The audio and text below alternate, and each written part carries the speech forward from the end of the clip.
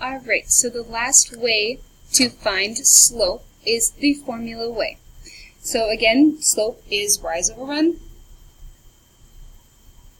y over x. Okay, the formula way. It's going to look confusing, but please trust me.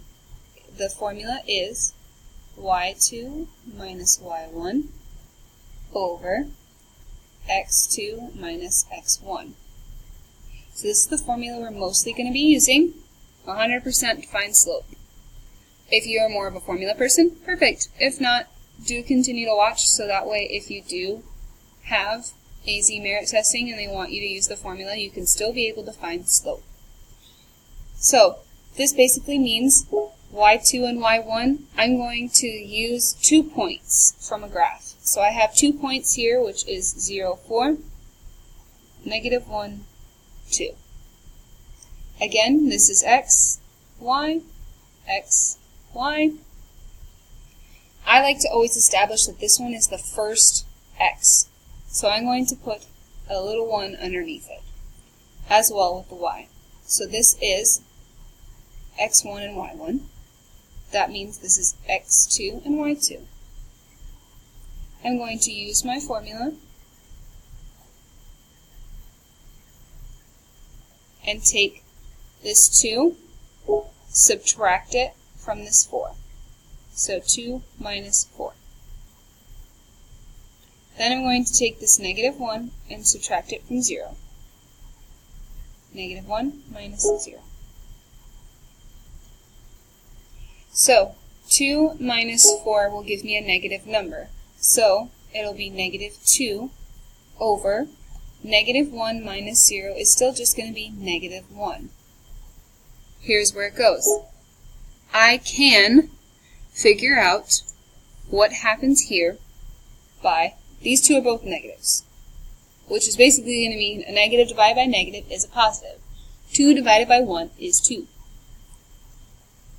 So my slope of this line with these 2 points is 2. That means it's going to increase by 2 each time. Now for my next example, we're going to have 2 different numbers.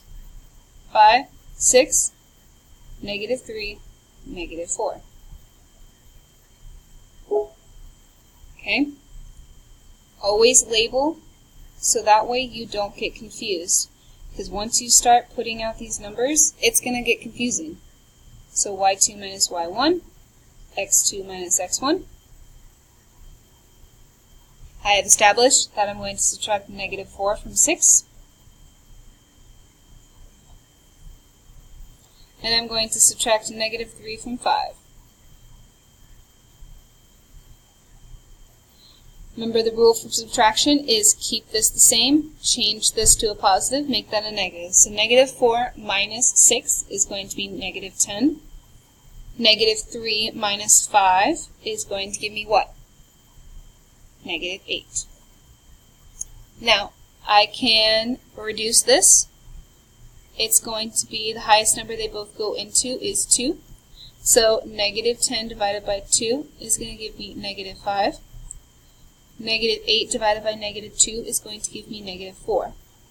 Now, these both are negatives, which is going to change to a positive answer. So my slope is going to be 5/4. Or, if you prefer, you can do 1 and 1/4.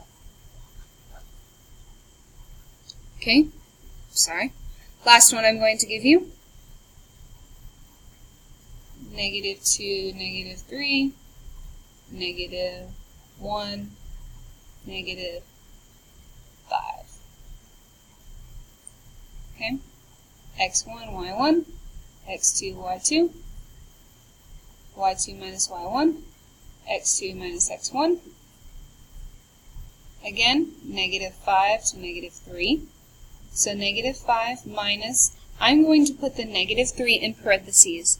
And the reason you will see in just 2 seconds. Negative 1 to negative 2. Okay, when these two are next to each other, it's going to make a giant plus sign.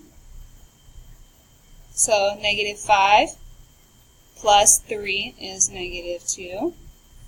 Negative 1 plus 2 is positive 1. So my answer is going to be negative 2 divided by 1. A negative divided by a positive is a negative. 2 divided by 1 is 2. So my slope is negative